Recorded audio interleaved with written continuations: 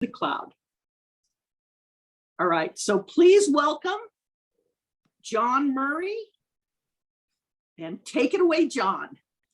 Well, thank you very much, Debbie. Welcome, everyone. Welcome tonight. You're all going to be volunteers in Toastmasters, whether it be the club level, area level, division, or district level. I know that that is what you're here for, to learn about being a contest chair, being a contest Toastmaster, and all of the things that you will need to really do that job, those jobs well. And I think one of the things that I would impart on you first is, in order to do a great job, you have to build up great relationships, and you have to also be very organized. I'm going to, because we have a lot to do, I'm going to share my screen. I am going to find that. Let's see. All right. Can everybody see my screen? Yep. Yes. Terrific. I just want to make sure that I'm okay with everything here technology-wise. Okay. So the key roles in any contest are the contest chair, the chief judge, the judges, and also the contest master or Toastmaster. And it's probably important to know, if you're new to any sort of contests, you have the club contest before the area before the division for the district, and then there's actually international for the international speech contest as well. I'm going to stop you, John. Why don't you put presentation mode, because we can see your slides on the side. Okay. So it'll be a better presentation. Let's see if that works. Hide sidebar. How does that go? There you go. Much better. Thank you. All right, terrific.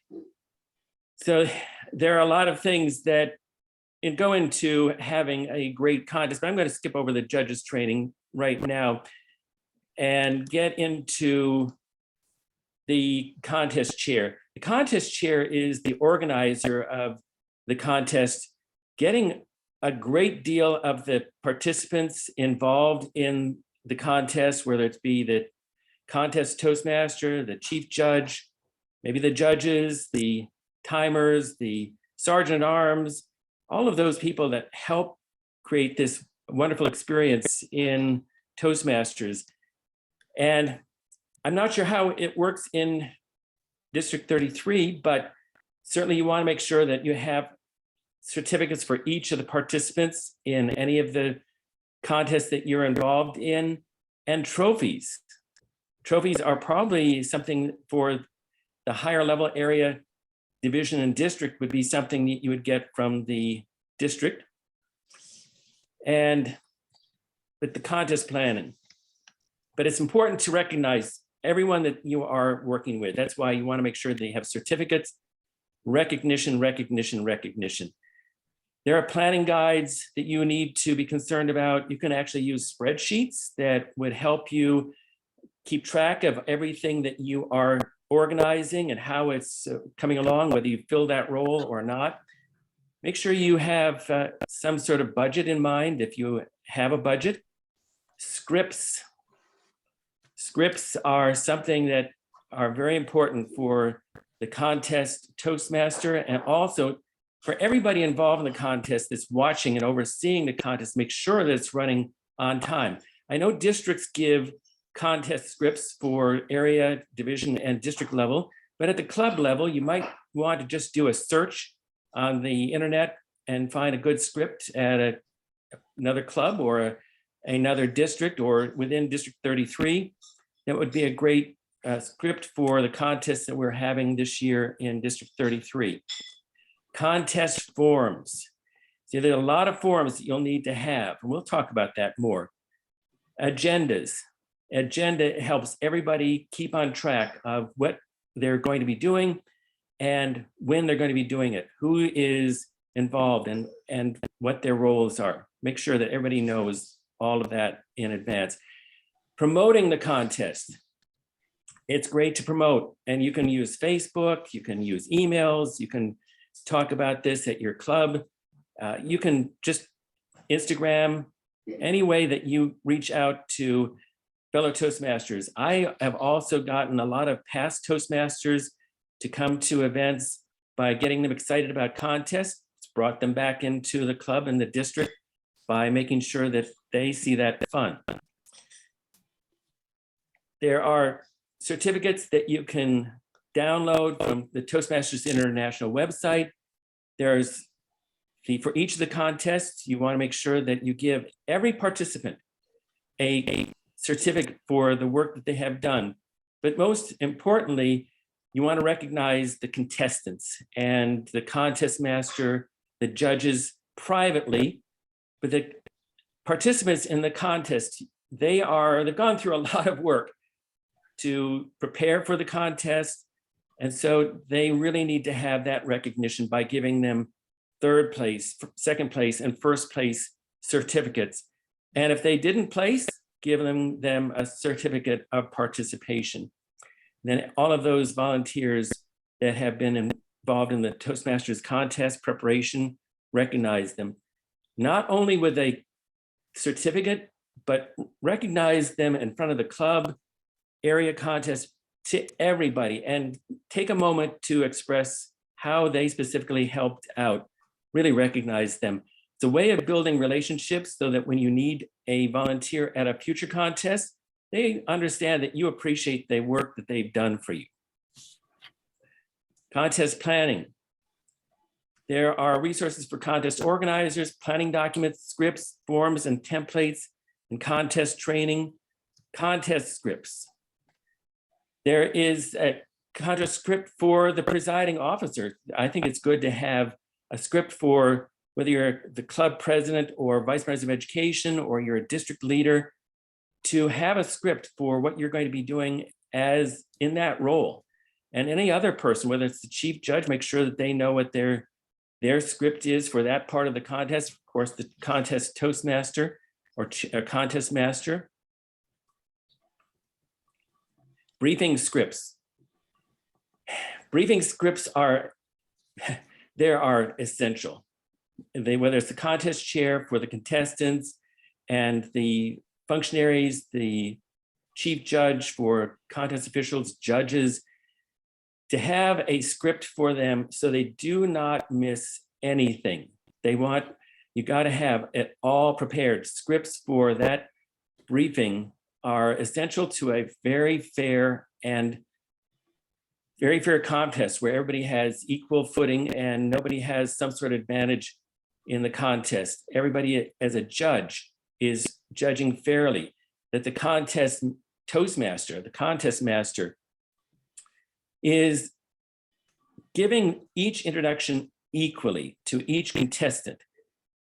For a contest master, they can have personality and have the energy at the beginning of the meeting. But once you settle into the contest, they actually should take more of a subservient role in terms of the focal point of the contest, of the audience.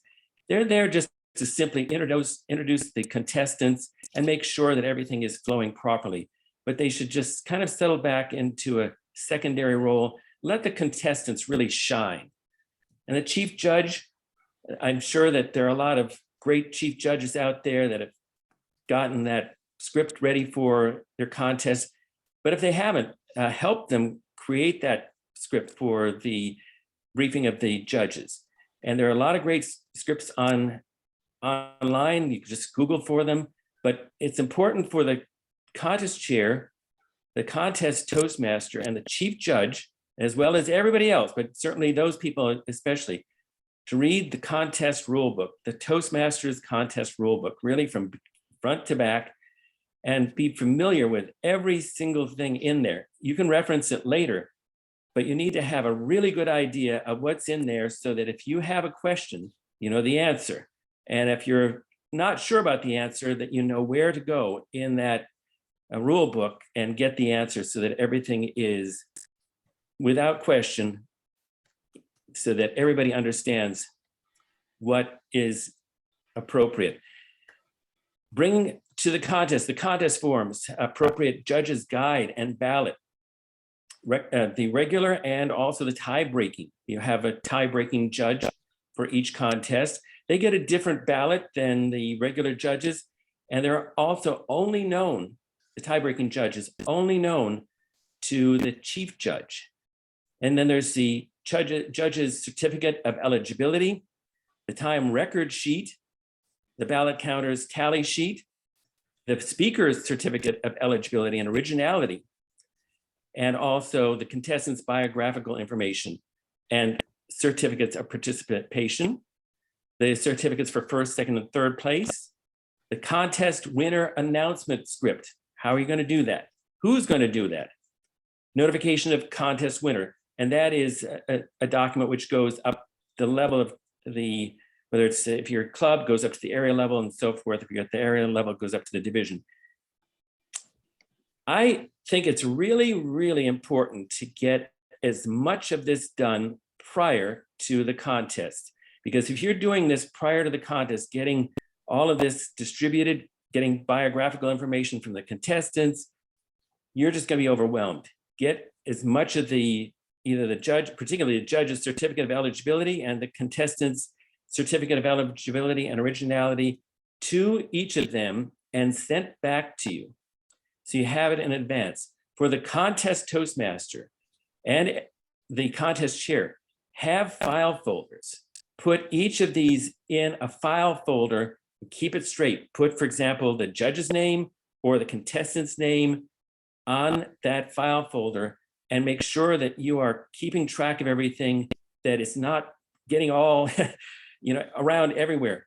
There's a file folder for this particular contestant. You know when that contestant will be speaking based on the drawing of the speaking order.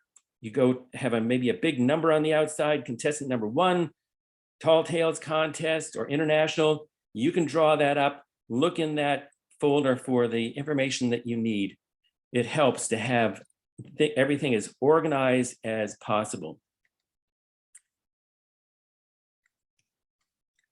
It's very important from a Toastmasters International standpoint that you do not violate any trademark, or it's great if you purchase things, they must be purchased from Toastmasters International. I know some people have gotten trophies or something else from like an award or trophy store local, and they have gotten something which is a violation of the trademark of Toastmasters International. Make sure that anything you have is acceptable to Toastmasters International. If you have any questions, they will certainly take a look at whatever you are using and respond whether it's approved or not approved.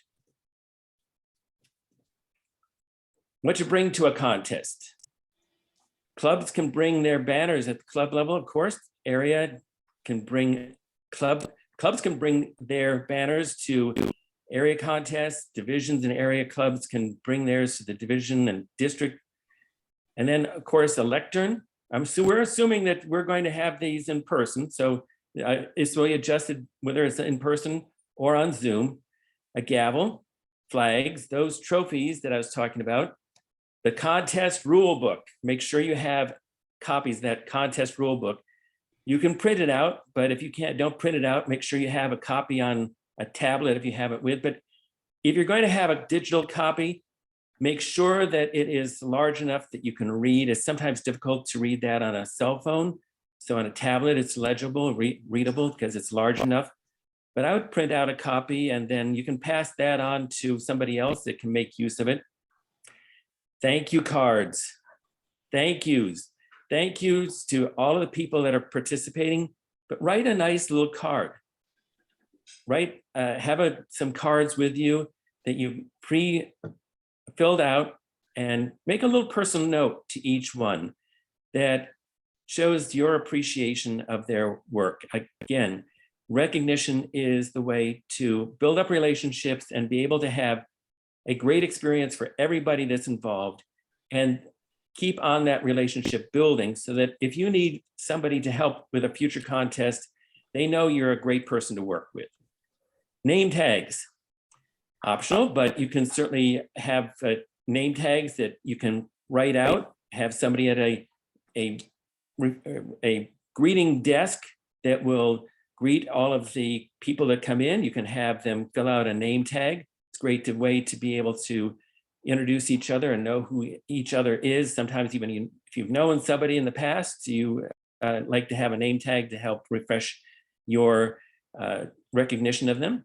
And if we're meeting in a contest in person, refreshments and some food to have for people to have during breaks and beforehand, to give them some way of, actually, I think is a great way of not only rewarding participants, but for interaction between people that are there at the meeting so they can get to know each other.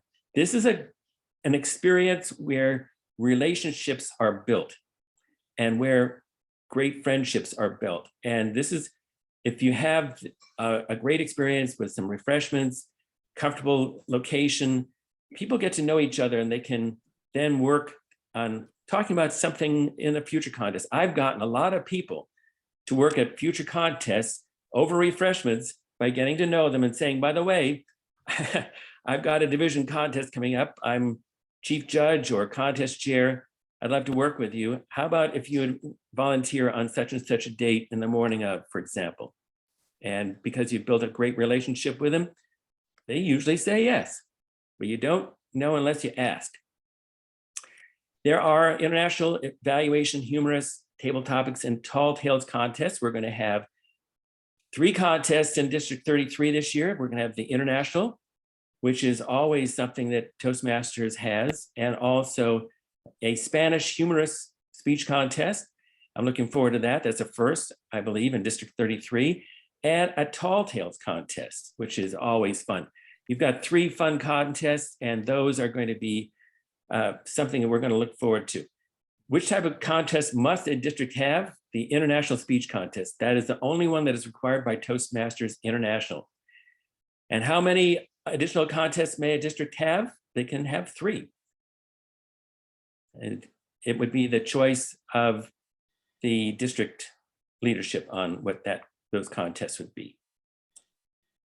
So contest types: the international speech contest, and the only one to advance to the international. There are speech, by the way, Toastmasters International, if you go to their toastmasters.org and their resources tab, they have the complete kit.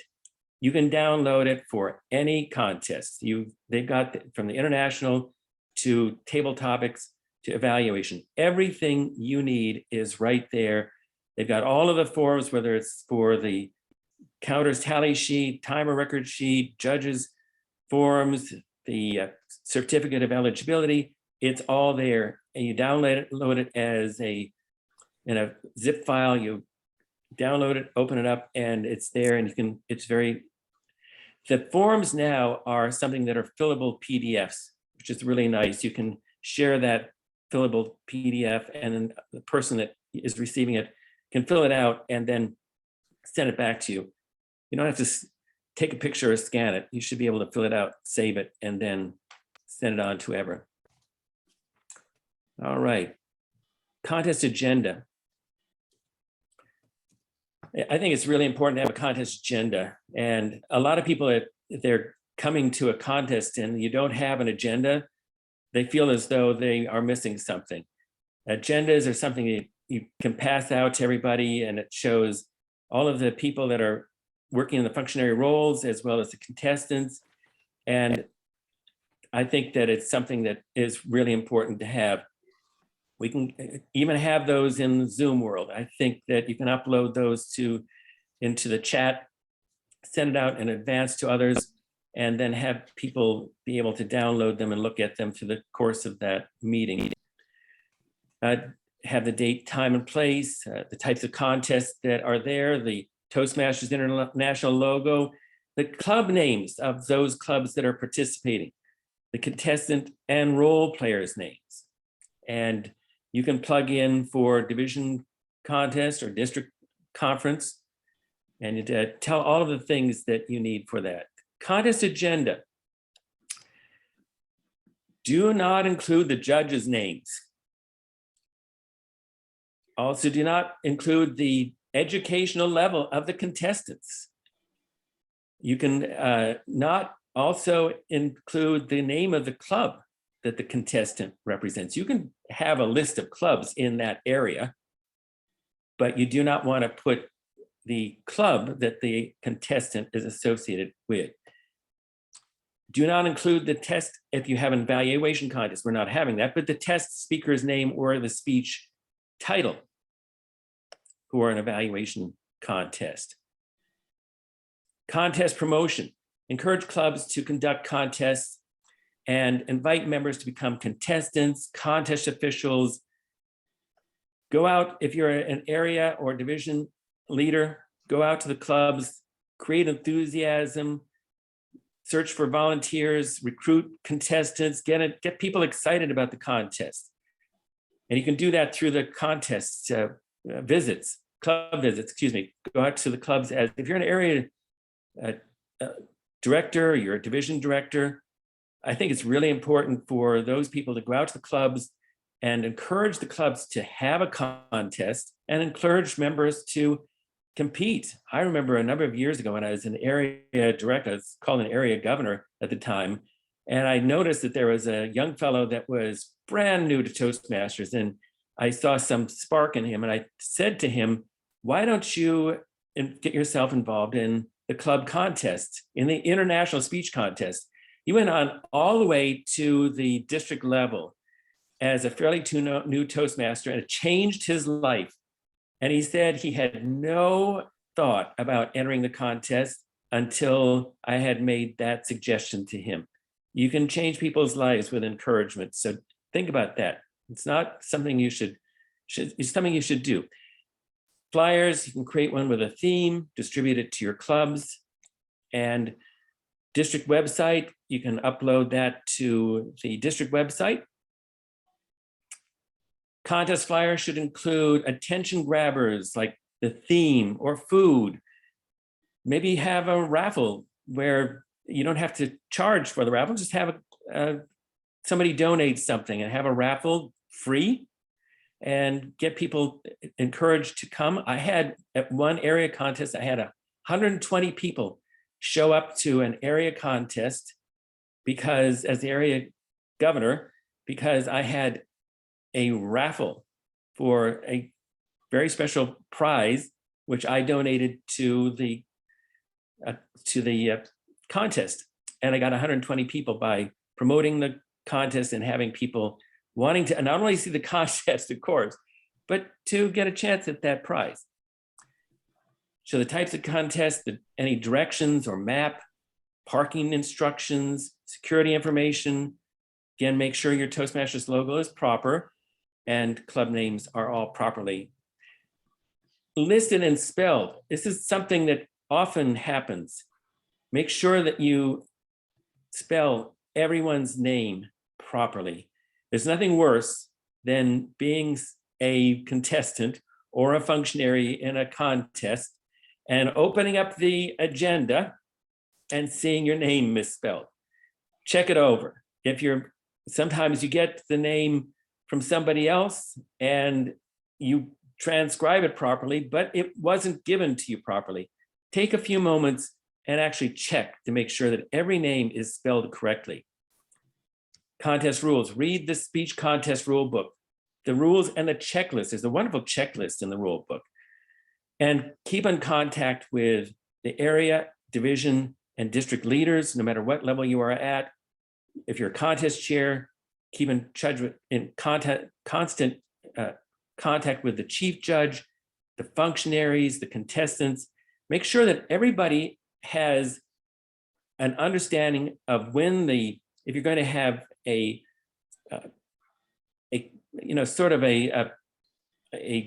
prior to the contest, you're going to have a briefing, you're going to have something, a run through of all of the roles and how that they are going to be performed. Make sure everybody knows when this is going to be. If it's done on Zoom, make sure they have the proper link. If it's going to be in person, make sure that they have directions to go to that. A lot of things are downloadable from the Toastmasters International website. Send contestants to the link for the rule book 2 weeks ahead of the contest. Make sure you have as many of the functionaries in line as early as possible. I always think that everything should be done at least 2 to 3 weeks in advance. And another good little secret, there's going to be somebody that is going to have to bow out for a reason. They are going to be sick. They're going to have a job conflict. They're going to have something that happens. So I always try to get extra people lined up. And those extra people know in advance that if there's going to be some sort of hiccup in the process, that they will be there to fill in. They're great people that you've worked with in the past. They know the circumstances that they're going to be called upon, and they are very good at having that set up. If you've got somebody like a contest Toastmaster, which is a very, very important role in that process, have a backup, have somebody else that knows how to fulfill that role. Chief judge, you can have extra judges. So if you need X, have X plus 2. If 1 or 2 fall out, then you've got some extras at the last minute.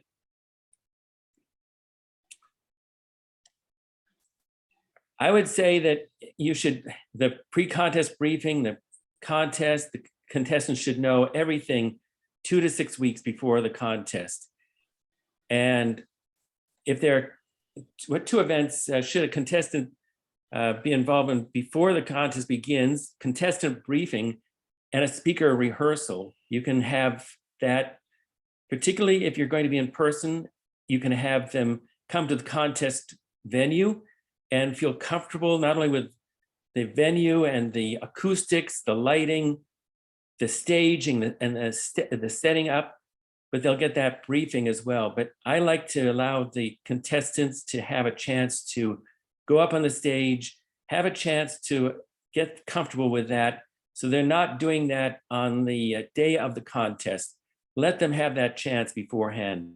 Then they can visualize that experience for themselves prior to the contest and help them get a really good feeling for how they're going to deliver their speech on contest day.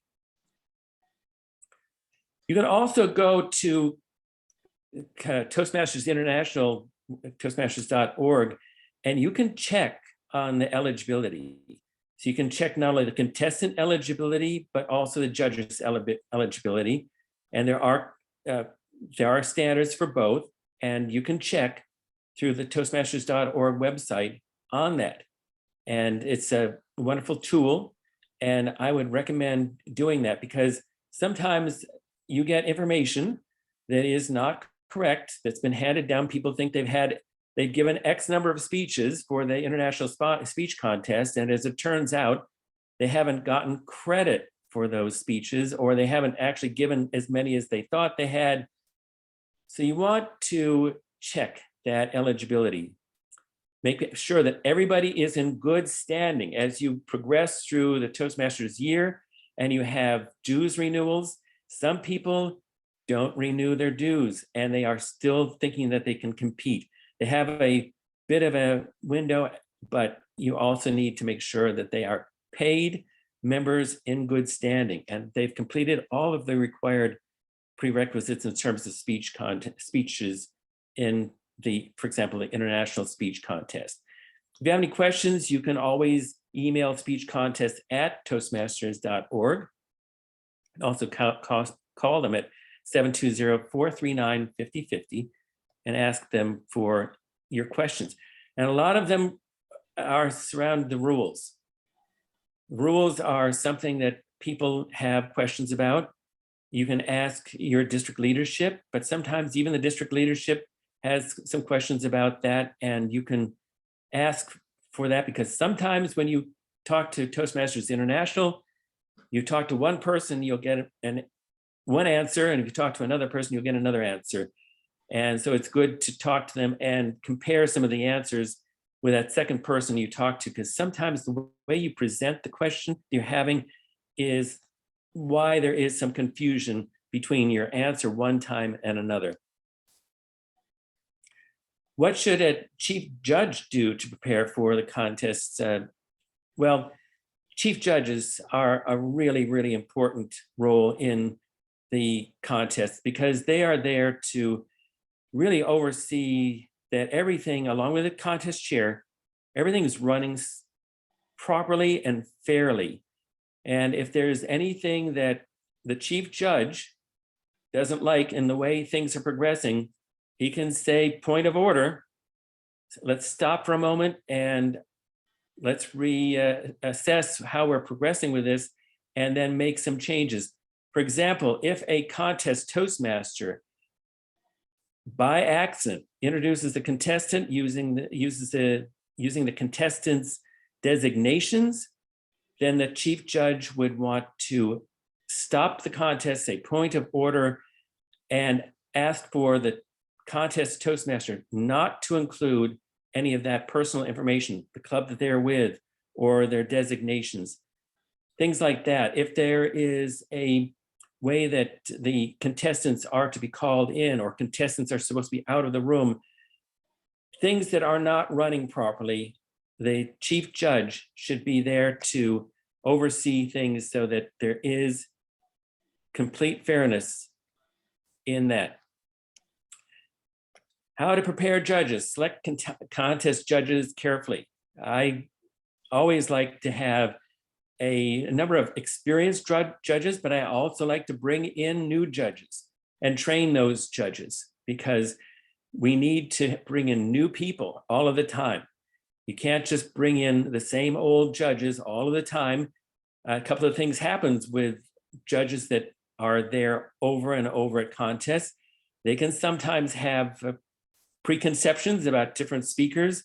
They've seen a speaker a number of times, either do well or do poorly. And sometimes if they're called back again and again, they don't always have the fairness that they may have. So you want to have a great dispersity, a great variety of judges, whether they be older judges with experience, more experienced judges, or newer judges with some new perspective on things. Let them know the contest rules and also the procedures, their responsibilities and duties. Conduct judges training workshops. That's more something the district would do. Conduct judges briefing before every contest and review the judge's guide and ballot with that judge and discuss biases and fairness. Judges are supposed to base their decision on what that contestant did that day, not what they did prior, and also not what they will do in the future, how they did that particular day. Review the rules, direct judges to online resources. And again, Toastmasters has amazing information on how to be a great judge. How many judges? And at the club level, you can have 5 judges and a tie-breaking judge. And there's no real rule about club judges. A lot of clubs use their members as judges, and that's okay. You can also bring in judges from other clubs and participate in reciprocity in that respect. You can have judges come from other clubs, and then you can send your members to other clubs to judge those members. So you can have that way of interacting with other clubs. And of course, it's 5 judges unless impracticable. So what does that mean? So if you have only 3 judges, because you only can get 3 judges, that's how many judges that you would have, plus a tiebreaker. And then area, 5 judges outside of area or equal representation from clubs in the area, plus a tie-breaking judge. So that'd be 6 total judges. The tie-breaking judge would be known only to the chief judge, and 5 judges plus a tie-breaking, that is only a minimum. And then at the division level, there are 7 judges outside of the division plus a tie-breaking judge. At the district level, it's quite often a good rule of thumb to have 2 judges per contestant, and you can also have much more plus a tie-breaking judge. And I like to have more judges. A couple of reasons. It brings in audience members and it gets people involved in Toastmasters contests. I like to have that group of tried and true judges that I've worked with, and then bring in new judges to get them excited about the process and the experience. So have more judges than the minimum. Again, if you have a judge fall out because of illness or because of work-related issues, family-related issues, you've got some other judges that will be able to pick up from where you need to be. Judges training their district often has judges training.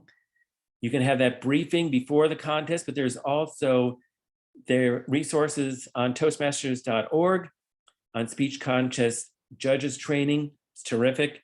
And I recommend going through that. Where should the chief judge tell the contestants to sit? Where should the judges sit? And I always think that in the situation that it's good to have the contestants sit in an area where they're not moving in and out of the audience a lot. Have them sit on the edges, then they can move without interrupting people that are viewing the contest as audience members. And I also think contest judges should sit anywhere, but they can be dispersed throughout the audience and try to get, by being dispersed throughout the audience, that gives each one of the judges a different perspective. Sometimes if you're on the front left side, it's a different perspective than if you're at the back right side. And that kind of balances out some of the judges' viewpoints of things.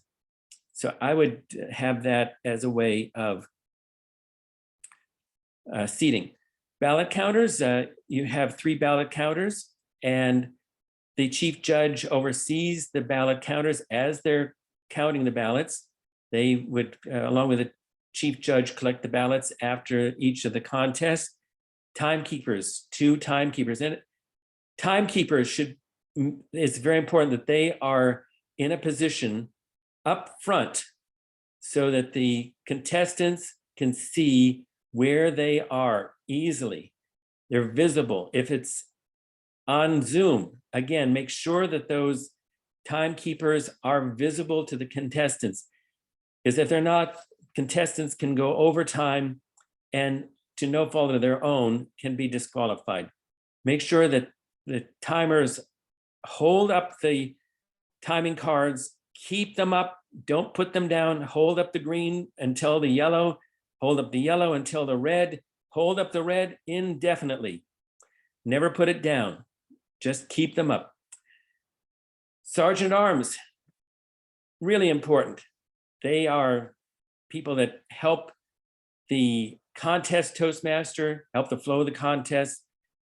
We don't have an evaluation contest or a table topics, which the Sergeant at Arms plays a very big role in, but Sergeant Arms helps the contest Toastmaster with the contestants to be in the right spot for their introduction and make sure that they are in the audience and getting ready for their role as contestant and not then having to shuffle through an audience to get up to the front of the contest stage to be introduced.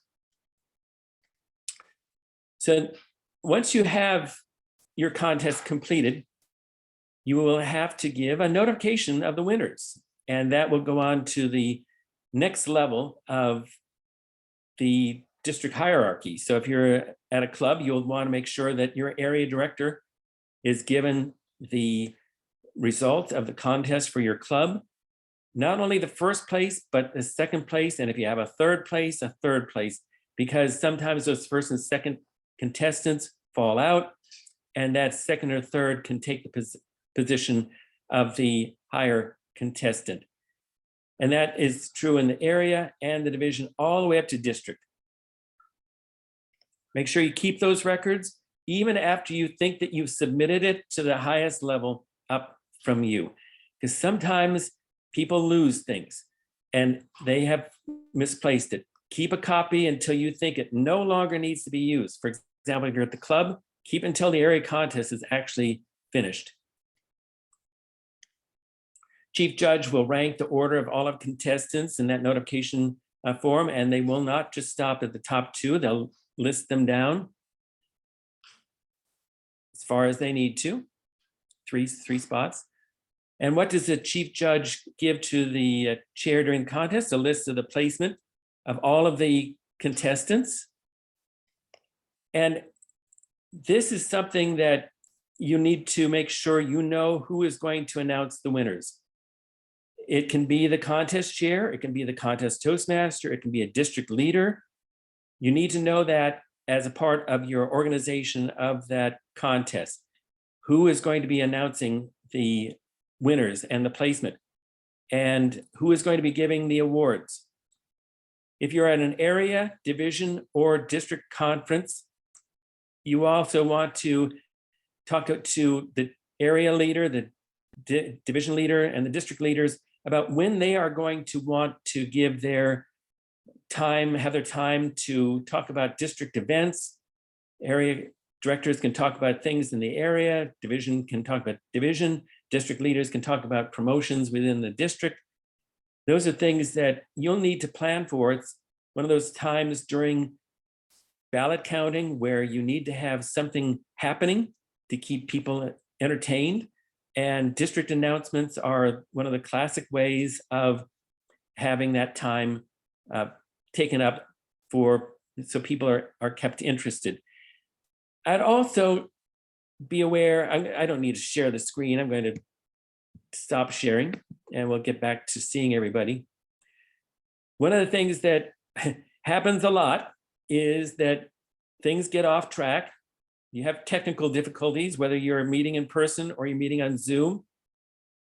Have some ways of taking up time. Again, you can have district announcements, but if the district leaders have gone through all of their district announcements, have something that you think would be enjoyable and entertaining to the audience in the time that you're having those technical difficulties. Also, make sure you keep everybody informed as to what is progressing. Don't let people go on too long without expressing what is going on and why things are taking long, because people become restless and people think that it's a poorly organized contest if they're not informed as to why there's a delay that's happening.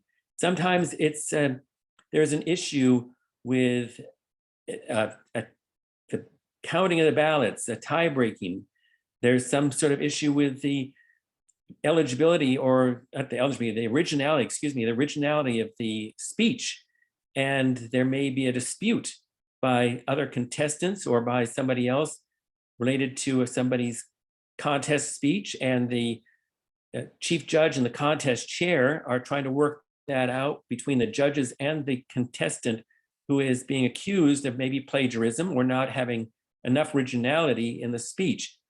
You don't have to talk about those details, but just talk about there is the contest chair and the chief judge are conferring about something. You don't have to talk about the details, but just say in general terms, they're conferring about a matter and they're trying to resolve that. Sometimes ballot counting gets, the tallies don't and add up properly the first time. And so you have to go through it a couple of times and that takes time. But people are understanding, just make sure you have a plan in place for anything that can go wrong, because as always is the case, something probably will. Just have a plan. I'm going to take the last 15 minutes and open it up for questions you might have about being contest chair, being the contest Toastmaster, or any other functionary in a contest. I'd be glad to help any question you have. Do you have any questions? Yes, Andy. Are the judges supposed to be anonymous? Yes, the judges are supposed to remain anonymous to the best of their ability. If they are in a venue setting where contests are in a live venue, not on Zoom, sometimes it's difficult to keep them totally anonymous. They should try to hand off and complete their ballot as discreetly as possible. And particularly the tie-breaking judge, that should be very, very carefully given to the chief judge. But everybody should try to be discreet. It's not a good idea to wave your ballot up in the air. Usually the chief judge and the ballot counters know who they are and will go over very discreetly. They'll be handed off to them, but it's hard not to see who they are. I was gonna say because I've only attended Zoom contests and it's easy to put people just say judge one, judge two, judge three. But in person, if I'm having a club contest and you and Debbie all of a sudden show up to our club for the first time ever at the at the contest, I would say, well, gee, I wonder who the judges are going to be. Yes. Yes. Well, you just have to do the best you can, of course, like everything. But in Zoom, you certainly don't. It's a little easier in the Zoom world, but even then, things happen. People will get onto the Zoom meeting and say, by the way, I'm here to be the judge number 2. You know, just you got to do the best you can. Yes, Debbie? Have you ever had a challenge? And what was that like? Who decides the challenge? The judges decide the challenge. I have never had a challenge. I've heard about challenges. I've witnessed challenges from a spectator standpoint. I was with somebody who recognized that there was plagiarism in a speech, very, very strong plagiarism. Nobody caught it except this one participant. But it's something that is discussed with the judges and the contestant in question. And then the judges are asked to vote. And they are to decide whether there was plagiarism or not. And if 51% of the judges say there was plagiarism or not enough originality, in other words, then that contestant would be disqualified. If they vote that there was enough originality, then 51% of the judges say, no, I don't see a problem, even though some may, then that contestant is allowed to continue. What about if someone uses a quote without stating it's someone else's material? Well, yeah, that happens fairly frequently too. That would be, now the original, just not quoting somebody would not be enough for disqualification. That would be something that a judge could take into their own personal judging, but because it wouldn't rise to more than 25% not original, because it's got to be at least, it's got to be 75% original. So even if you have stuff that's borrowed content you don't properly credit, if it's 75% original, then it's okay. But if it's more than 25% borrowed content, then that is something, whether it's cited or not cited, can be an issue. Thank you. Yeah. Any other questions? I saw Craig had to raise his hand, but maybe not. Does anybody? Craig, you have a question? No question. Okay. It looks like Ryan. Jackie and Ryan have their hands up. Oh, okay. Thank you. I'll go to Ryan, but Jackie, you had a question. Yes. Jackie, did you have a question? Then I'll go to Ryan. I did have a question. Go to Ryan because I forgot the question. Not a problem. Ryan, what is your question? Once Ryan's done. Ryan, then we'll go back to Jackie. My question is referring to those contests that have multiple areas in it. For example, in Division G, right now we have G2 and G3 meeting up to conserve resources. Mm-hmm. So my question is this: when obviously the competitors for each area will be competing together and judged separately, obviously, mm-hmm. Amongst, all the contestants for G2, amongst the contestants for G, Right. My question is there any issues of recycling those judges? Oh, you can absolutely use those judges in multiple area contests. That's commonly done. If you've got judges are at a venue and there's back-to-back contests, they can be used as long as, for example, as long as there's not a disqualification of a judge, because at certain levels, once you get to division, for example, you have a judge cannot be a member of the club of a contestant. So as long as that requirement is met, it doesn't matter if they are used. You don't want to wear judges out, obviously, but if they want to be and want to participate in back-to-back contests, I've done it and it's fine. Okay, cool. Thank you. Yeah. And then Jackie, did you remember your question? Yes, I did. Good. It was actually more of a statement. It was when you were talking about fillers, or like when the counters are counting and you're waiting for that information to come. Most of the contests that I've been involved in, that's when they have in the script where they actually meet with the contestants, go over, ask them 1 or 2 questions, Right. give them their certificate of participation, and that usually takes up that time pretty much. Exactly.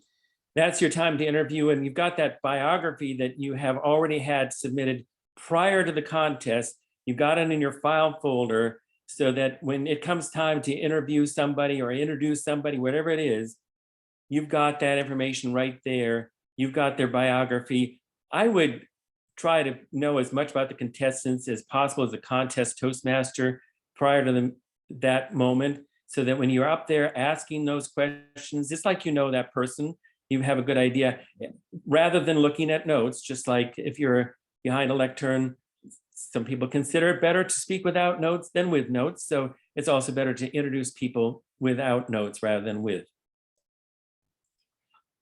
Thank you, Jackie. Any other questions about that, Jackie, or anybody else? One more question, if you don't mind. And Diana had one, so I'll go to you, Debbie, and I'll go to Diana.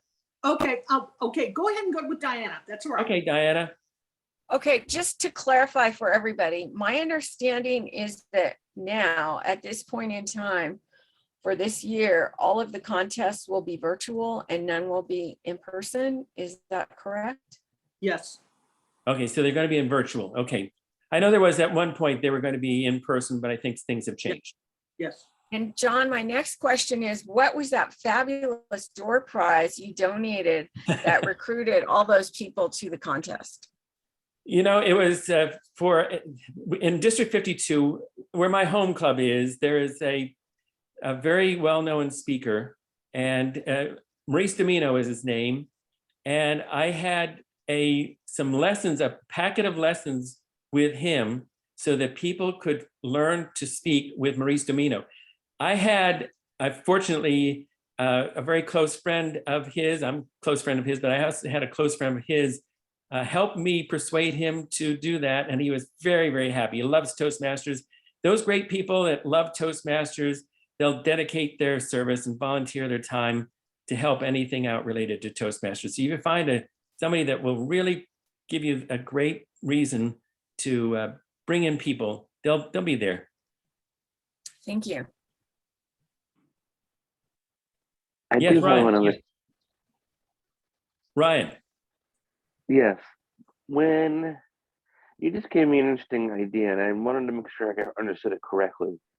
Are we allowed to have judges outside of Toastmasters? Outside of Toastmasters, no. They have to be a Toastmaster to be a judge. Okay, cool. And they have to be a member. They also have to be a member in good standing to be a judge. There are other requirements, but they have to be a judge and in good standing. They have to have at least been in Toastmasters for 6 months, etc. So when you look at the criteria for judges, it'll list all of those. Make sure that you know them, and also the judge that you're introducing to the contest is aware of those. They sign that eligibility form saying that they have those requirements on that eligibility form. Yes, Debbie. So what about gender bias? Do you try and make sure that there's an equal number of women and men? I have tried to get I have tried, and I also try to get people from different areas, outside of, I try to get people outside of the area that are, if it's an area contest, try to get people outside of the area, and I try to get a representative group. not necessarily gender, but just culturally, anything you might want to think of to give everybody a great fair shot. So all of those things, you just want to be really open to make sure that there are no biases and that there is not any weighting one way or the other. So I try to keep a real good diversity of people. Great. Diversity of thought as well too. Just there are judges I know they have their perspective, and there are other judges that have their perspective. I like to have that diversity of thought. Oh yes, Ying Ming. Well, I did raise my hand on the screen, but I guess I will lower my hand. The question is, comments actually clarify. Protest can only be protest from the judges and contestants. Am I correct? Correct. So no audience can go say, hey, I don't like this or whatever, something is not right. Correct. And that was where I knew that situation I know about where there was a problem. An audience member had recognized that there was plagiarism in the speech, an audience member, not a contestant. And actually the person was a contestant in another contest, not in the a contestant in the contest where there was the issue. So that person did try to reach out to people, but they didn't really see his reason for the protest. So they didn't understand that. After the contest happened, the person was allowed to go on to the next level. The protest was registered then with the district at the district level. And at the next contest, the contestant was observed to be engaging in that plagiarism again at that next level. And at that level, the contestant was disqualified. Yeah, so it has to be a contestant and or judges to Correct. Yes. Put that protest in. Yeah, Yes. Audience couldn't do that, but somehow that audience actually went on to be a contestant, so was able to do that. So Yeah. okay, that makes Yeah. sense. Yeah. Now the other things I have seen, they do the two areas together, but they separate in the agenda, so they have separate things to do. Yes. You won't complicate the whole thing. And Correct. yeah, Yes. so, It's a separate area, separate contest, have a separate agenda. Yep. So that's all my comments. Perfect. Let's see, it's 5:59. I can stay longer, but if the district wants to wrap things up, that's fine with me. Oh my goodness. Do you guys realize how much effort this took to prepare?